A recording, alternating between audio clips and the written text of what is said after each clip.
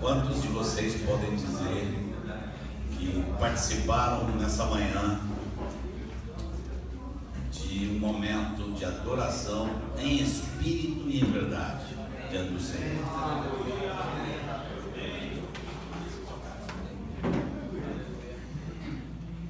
O Senhor, por muito favor, nos recebe diante do seu trono, e aí temos o luxo de poder adorá-lo.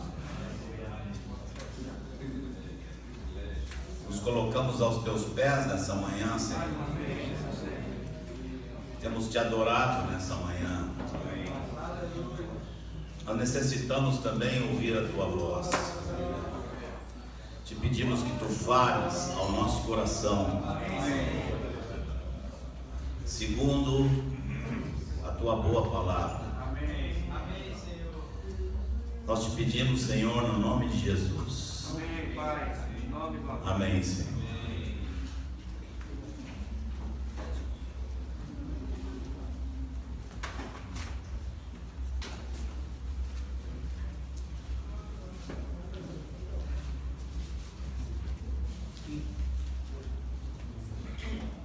Ao anjo da igreja em Éfeso escreve: estas coisas diz aquele que conserva na mão direita as 7 estrelas e que anda no meio dos 7 candeeiros de ouro.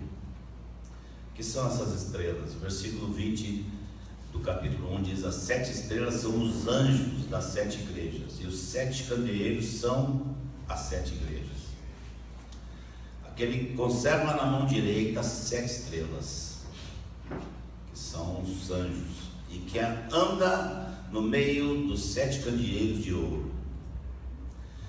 Conheço as tuas obras, assim o teu labor, como a tua perseverança, e que não podes suportar homens maus, e que puseste à prova os que a si mesmos se declaram apóstolos e não são, e os achaste mentirosos, e tens perseverança, e suportaste provas por causa do meu nome, e não te deixaste esmorecer. Tenho, porém, contra ti que abandonaste o teu primeiro amor. Lembra-te, pois, de onde caíste, arrepende-te e volta à prática das primeiras obras. E se não, venho a ti e moverei do seu lugar o teu candeeiro, caso não te arrependas. Tens contudo a teu favor que odeias as obras dos nicolaítas, as quais eu também odeio. Quem tem ouvidos, ouça o que o Espírito diz às igrejas. Ao vencedor, dar-lhe-ei que se alimente da árvore da vida, que se encontra no paraíso de Deus. Bendito é o Senhor. Irmãos, nessa manhã eu gostaria de pregar para mim, passar um tempinho aqui diante de vocês, pregando para mim mesmo. Possivelmente seja útil também para alguns de vocês. Uma coisa que salta aos olhos aqui no começo dessa carta é a forma extremamente sobrenatural como essa informação chega à igreja. As cartas apostólicas foram escritas, todas as cartas de Paulo, de Pedro, de Tiago, todas as cartas foram escritas, obviamente usando a mente e o coração do escritor. Era o Espírito Santo sobre eles, inspirando, mas usando a realidade deles, a história deles, a visão que eles estavam tendo das coisas, dada pelo próprio Senhor. Então o Senhor inspira seus profetas para profetizarem, e também inspirou seus apóstolos santos para escreverem, e o que eles escreveram era considerado já desde o princípio Sagradas Escrituras. Não sei se vocês notaram que Pedro, quando faz um comentário sobre as cartas de Paulo, ele diz como faz o nosso irmão Paulo em suas cartas, nas quais tem algumas coisas difíceis de entender, que os inconstantes e instáveis deturpam, assim como fazem com as demais escrituras. O próprio Pedro já naquela época reconhecendo que as cartas de Paulo eram Sagradas Escrituras. Agora aqui em Apocalipse nós temos um livro diferente, porque não é nesse mesmo modelo. Aqui Jesus está ditando, escreve aí, quem está falando sou eu. É algo, ali Deus está usando o sobrenatural e o natural do que está na mente do apóstolo. Aqui Deus não está perguntando para João o que ele pensa, o que ele vê. Não passam ideias pela cabeça de João, sequer ideias inspiradas pelo Espírito Santo. João começa a escrever o que ele está vendo. Deus diz: ó, vou te mostrar você o que você vê, você escreve. E aqui começam a vir palavras diretas de Jesus para a igreja. E há muitas especulações sobre esses símbolos, esses significados. Quem é esse anjo? Eu penso que o que importa aqui, olhando esses dois primeiros versículos, é a evidência de que há algo forte, sobrenatural, que vem direto do céu, direto de Jesus aqui. Seja esse anjo um anjo, seja esse anjo, como alguns creem que é o bispo da cidade, ou coisa desse tipo, que é difícil de crer, mas aqui há uma palavra que mostra esse rei eterno se comunicando diretamente com a sua igreja. Aqui ele fala que anda no meio dos 7 candeeiros. Significa, irmãos, que todas as vezes que nós estamos reunidos, ele diz que está no nosso meio, lembramos que ele está andando. Ele vê tudo. Jesus está no meio da igreja andando, vendo cada coisa que está acontecendo. E ele começa dizendo isso. Ele começa dizendo: conheço. Eu conheço. Ele não diz, como Paulo disse aos Coríntios: ouvi falar que, me disseram que vocês. Aqui é aquele que sabe todas as coisas, diz: eu ando no meio da igreja e eu conheço.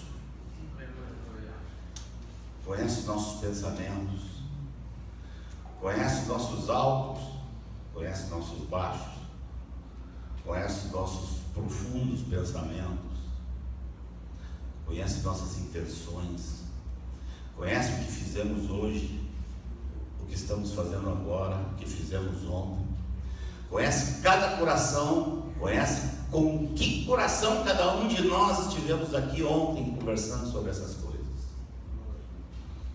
Ele conhece, ele sabe, ele dá um diagnóstico. Cada carta dessas é um diagnóstico com recomendações, e o diagnóstico vem daquele que ele tem um raio-x. Os olhos dele, a mente dele são como um raio-x na igreja, e ele conhece. Ele conhece você agora.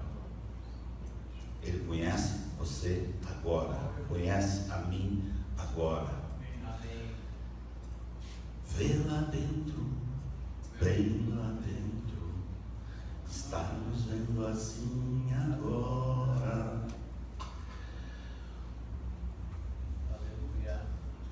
E o que Deus conhecia dessa igreja, tinha algo muito sério para dizer para essa igreja. Então, para não desmontar os irmãos, Ele começa mostrando o lado positivo que ele via, o que ele via de bom na igreja. E ele fala de umas 3 coisas aqui: labor, trabalho, esforço, suor. Mas não trabalho, esforço, suor de um mês, de um ano, de uma década, mas um trabalho, esforço que produz perseverança, um labor que segue. Quando João teve esta visão na ilha de Patmos, os historiadores dão conta de que a igreja em Éfeso tinha mais ou menos 40 anos desde seu início. Interessante que é mais ou menos aonde a gente anda. Nesses 40 anos surge uma nova geração. A geração que iniciou envelhece e surge uma nova geração. Como a igreja progride dentro dessa realidade de toda uma nova geração que tem que ser treinada nas mesmas coisas por pessoas que estão envelhecendo. Jesus encontra algumas coisas interessantes que me parece que não são muito frequentemente lembradas e exaltadas quando elas acontecem. Por exemplo, não pode suportar homens maus. Que alegria tem o Senhor com uma igreja que não pode suportar homens maus. Não quer dizer que ela não tem misericórdia dos homens maus. Não quer dizer que ela não prega para que esses se convertam. Mas há homens que são maus e não mudam, não se arrependem. E Jesus louva essa igreja, porque ela não podia suportar esse tipo de coisa. Nós podemos imaginar Deus querendo que a igreja odeie algo. No versículo 5, ou no 6, tem a teu favor que odeias as obras dos nicolaítas. Há também teorias de que seriam esses nicolaítas, mas a grande maioria aponta que tem a ver com os pregadores de uma salvação que não requer uma vida santa de você. E a igreja tem que odiar isso. Odiar de seu coração. Poderia dizer 3 coisas que a igreja precisa odiar: pecado nos seus membros, pecado na vida dos filhos da igreja. A igreja deve odiar mestres que ensinam falsa doutrina. A igreja deve odiar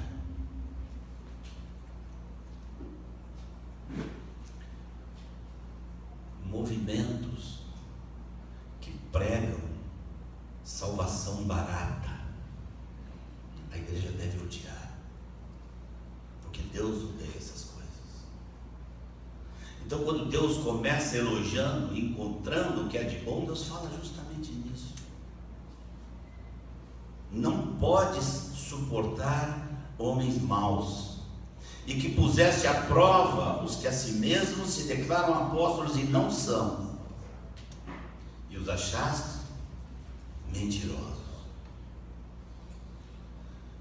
Jesus vê nessa atitude aqui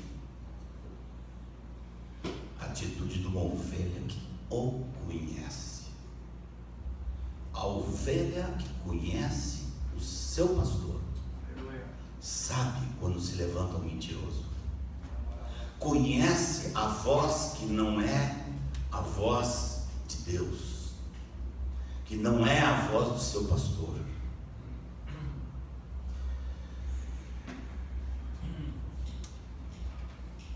Tens perseverança, suportaste provas por causa do meu nome e não te deixaste esmorecer.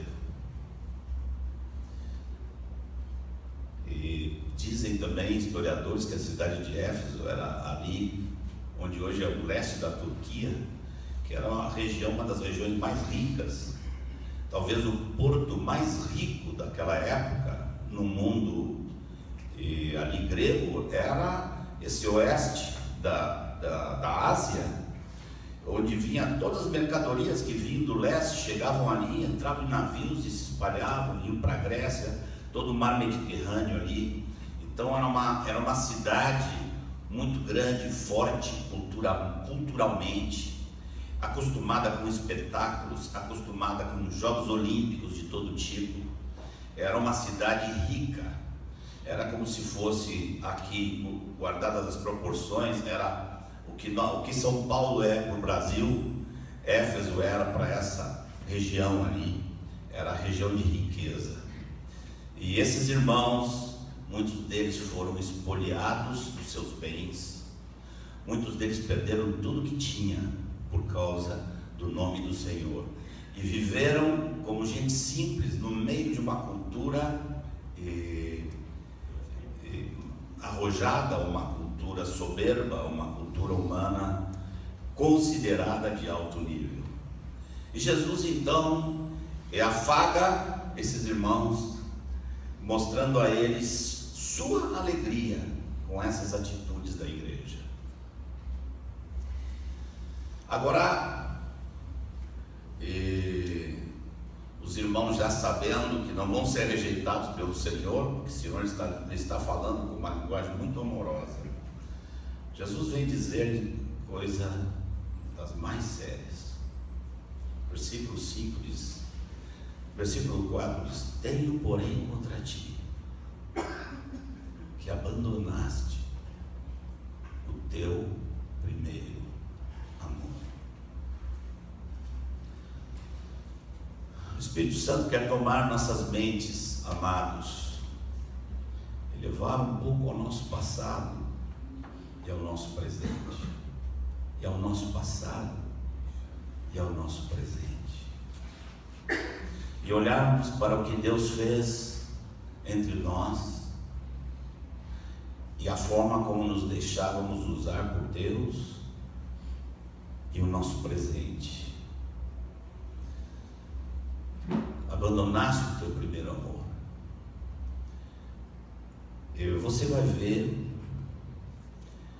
que não é simplesmente uma questão de motivação, é mais sério, tem a ver com a forma real com a qual você faz hoje tudo o que você faz. Porque ele diz: lembra-te, pois, de onde caíste, arrepende-te e volta à prática das primeiras obras. Quando perderam o primeiro amor, as próprias obras citadas em cima foram afetadas. Você sabe o que significa seguir fazendo a mesma coisa sem a paixão de antes, sem o ardor de antes, sem a fé de antes,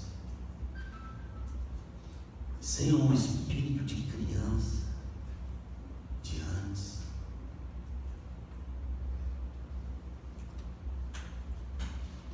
Senhor, oh Jesus, como tu nos vês, ó Senhor, Rei nosso.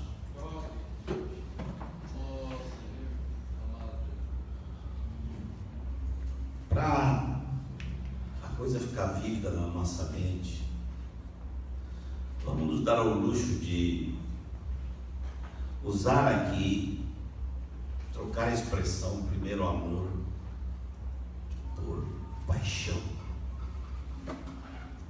Paixão. Onde está a minha paixão? Onde está a tua paixão? Onde está a nossa paixão? Antes de fazer algumas perguntinhas pontuais, queria salientar o versículo 5, irmãos. Volta à prática das primeiras obras. E se não, venho a ti e moverei do seu lugar o teu candeeiro. Que são os candeeiros? São as 7 igrejas, aonde Jesus anda no meio delas. Quando diz vou remover do seu lugar o teu candeeiro, Jesus está dizendo, vou deixar de andar com você, vou parar de andar aí, não vou passear no meio de vocês, vou deixar vocês à mercê de vocês mesmos. Pode haver coisa mais terrível, irmãos? Pode haver coisa mais drástica do que uma igreja que porventura Jesus foi embora? É coisa mais anacrônica, mais ridícula, mais dramática. Uma igreja que Jesus foi embora. Mas segue com as práticas de antes, mas sem nada da mesma paixão.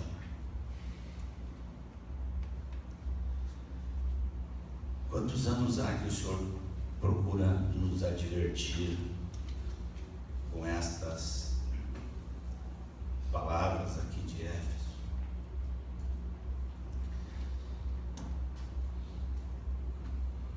O tema que nos reuniu aqui ontem é a necessidade de nós analisarmos o que aconteceu nesse primeiro semestre em relação à chegada de um contato com irmãos que não conhecíamos, que hoje se chamam a Última Reforma.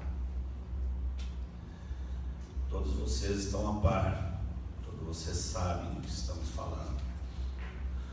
Ontem tivemos aqui um dia inteiro, quase era infindável a lista de coisas que entendemos que precisamos esclarecer à igreja a respeito de falas desses irmãos que nós não podemos permitir que os discípulos, a quem Deus nos deu para cuidar, não podemos ficar sem dizer para eles aquilo que nós vemos que não está conforme a nossa fé no nosso Senhor Jesus Cristo, segundo vemos na palavra de Deus. Mas eu penso, irmãos, que seria prudente, não apenas prudente, talvez mais que prudente, próprio da parte do Espírito Santo, nós começarmos entendendo o outro lado dessa moeda aí. Esse irmão, ou esses irmãos, ganharam os ouvidos de muitos de nossos jovens, de muitos irmãos maduros, inclusive, que tiveram com eles. E não foi por causa de seus erros que ganharam os ouvidos de muitos. Não foi pelos erros. Os irmãos que se entusiasmaram, muitos deles não discerniram erros. Mas muitos irmãos foram afetados por gente que visivelmente está vivendo uma paixão.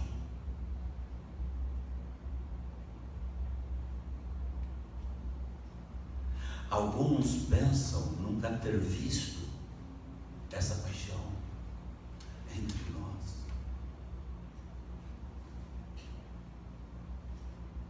A pergunta que nós temos que fazer é: o que Deus está falando conosco? Ou você não sabe que, Deus tem ciúmes por nós. 2, quando nós não ouvimos Deus, Ele diz: vou provocar ciúmes em vocês. Fez isso com a nação de Israel inteira. Deus tem ciúmes. E quando o seu povo não ouve, Ele diz: agora quem vai ter ciúmes é vocês.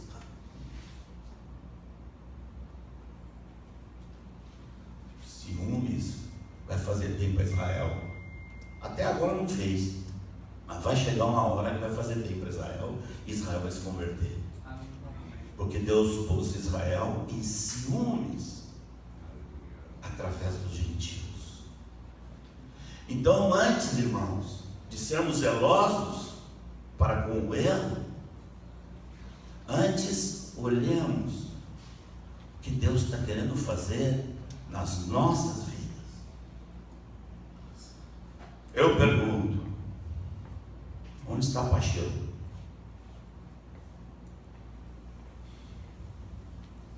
Onde está a paixão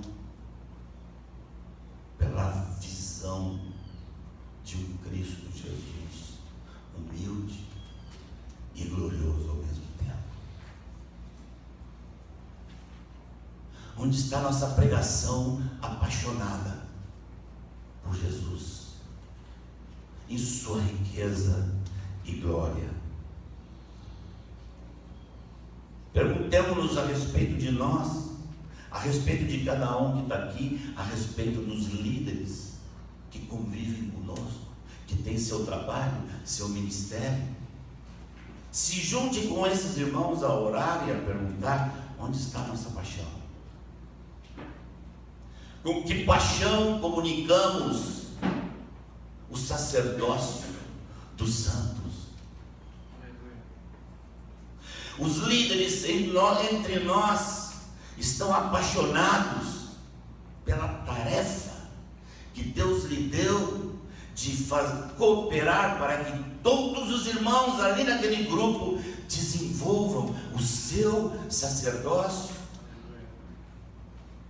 Com que paixão fazemos isso? Paixão pelos que se perdem,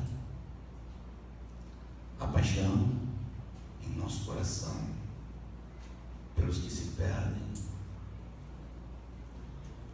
Marcos Moraes, onde está a tua paixão pelos que se perdem? Perdesse o teu primeiro amor. Não é só o amor ao Senhor, é o amor aos perdidos, o amor aos irmãos.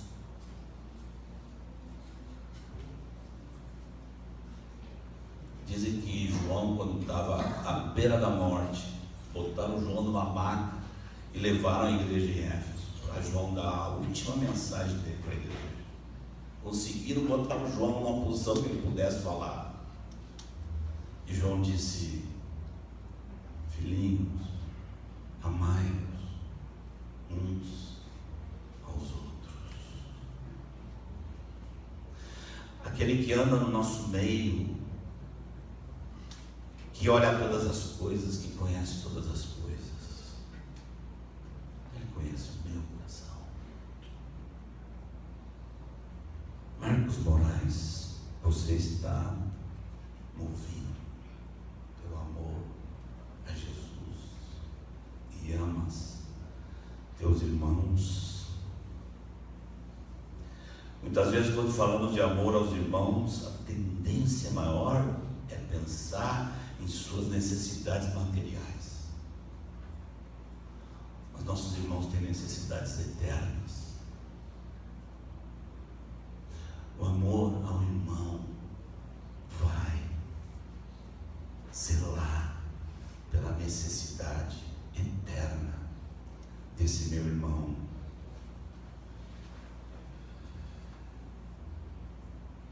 Irmãos, se a paz de espírito entre nós chegar em algum momento a depender de que não mais falemos a verdade uns aos outros,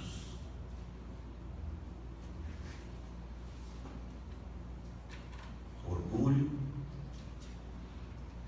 acomodação, orgulho daquele que não quer ouvir, acomodação do que diz é difícil, melhor nem mexer. E quando pensamos em nosso coração, melhor nem mexer,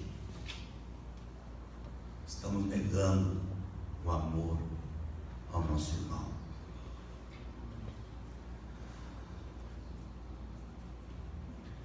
Se temos entre nós o melhor não mexer, vamos ser tomados por conivência, mau exemplo, e chegar à ruína. E a paixão pela edificação da igreja, no poder da palavra de Deus.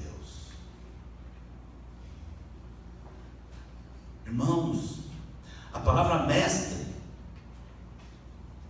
se refere à palavra grega de daskalos, àqueles que não têm preocupação nenhuma com didática,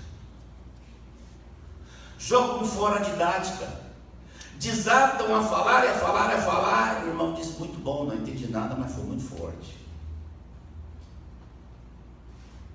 O amor vai nos levar a buscar falar com nossos irmãos da forma mais excelente possível, segundo as nossas limitações.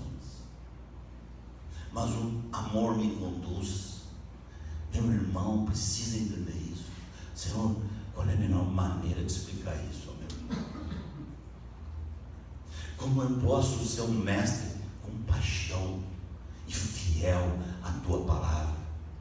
Aquele que fale segundo os oráculos de Deus. Aquele que ensina na igreja, entenda que o mestre é um didaskalos. Ele usa didática. A paixão pelo propósito eterno. A paixão para que a minha vida esteja em direção a que Cristo seja formado em mim e nos meus irmãos também. Vivemos essa paixão.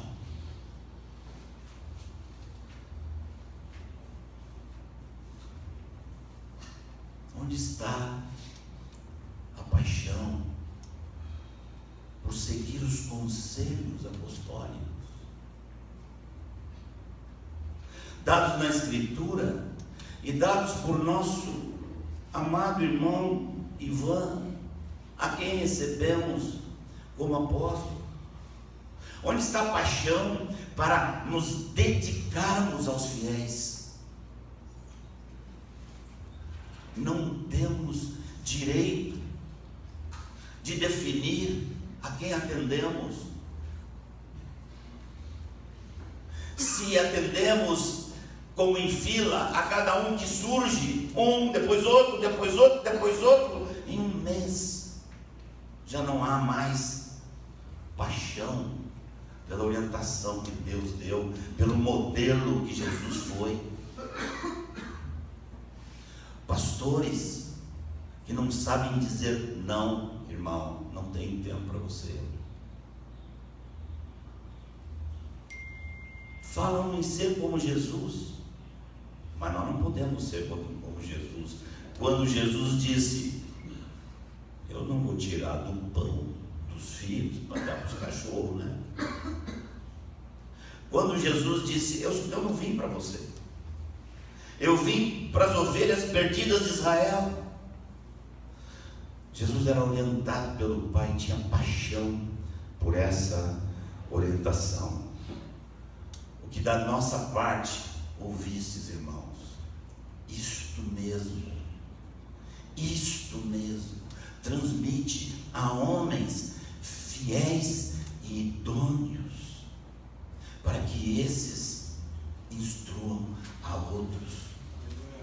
Temos nós paixão por essa sabedoria que vemos nas Escrituras?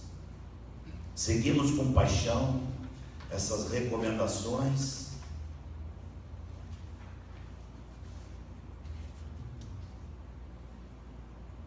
Paixão por ser santo, paixão por ver santidade, paixão por abominar o que não é santo. Na minha vida, na vida dos que me cercam, paixão.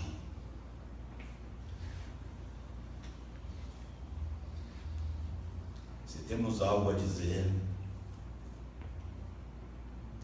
em contra das pregações desses irmãos, comecemos nos humilhando e dizendo mais uma vez o que temos visto a favor desses irmãos. E eu tive uma vez com ele e não gostei da conversa,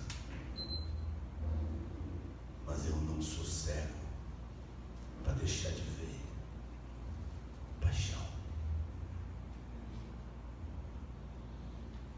E os irmãos que estão no nosso meio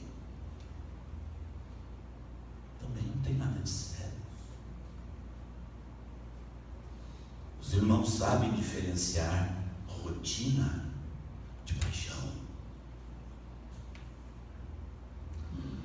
Ouçamos o que Deus quer falar a nós, corrigir em nós. E talvez Deus nos dê graça para corrigir aquilo que vemos de errado, que entrou no meio de nosso rebanho. Por fim, irmãos, quero falar de uma última paixão que eu preciso examinar minha vida. A paixão por estar de mãos levantadas, adorando a nosso Deus.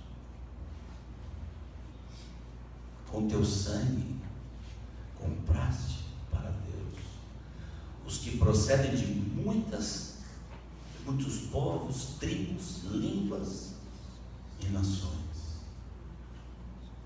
E para o nosso Deus os constituíste reino e sacerdotes.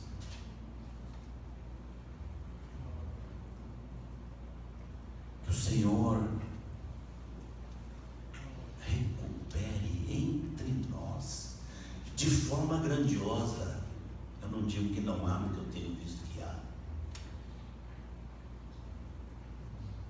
mas às vezes eu tenho a impressão que não é como antes. O coração pronto para adorar, feliz de entrar na presença de Deus. Ontem eu estava olhando aqui, hoje de novo, olha assim, mas não tem no presbitério que toca um violão. Eu disse, está na hora da gente pegar o que toca melhor violão e reconhecer ele como pastor. Toca bem violão, vem cá, agora você é presbítero, você vai para as reuniões de presbitério, vai com esse violão, porque é ruim. ruim demais, irmãos. Não tem um violão, não tem alguém que nos ajude a botar um ritmo, botar o tom certo naquela música e nos ajuda. Irmãos, o Pai procura adoradores que o adorem em espírito e em verdade. Que o Senhor tenha misericórdia da minha vida. Peço as orações de vocês. Peço que os irmãos orem por mim. Eu não quero um dia ouvir Jesus me dizendo um negócio desse aqui. Eu não vou aguentar. Eu não tenho como aguentar. Eu não tenho como aguentar ouvir Jesus dizendo: ó, estou tirando meu candeeiro aqui. Eu não posso suportar isso. Senhor, tem misericórdia de nós. Tem misericórdia de nós. Dá-nos o arrependimento claro e crescente, para que voltemos à prática das primeiras obras,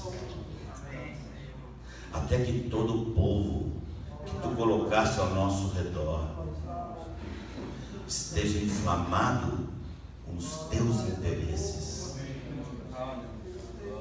até o povo que está em nossa volta possa ver em nós o cheiro do céu, o cheiro de Jesus,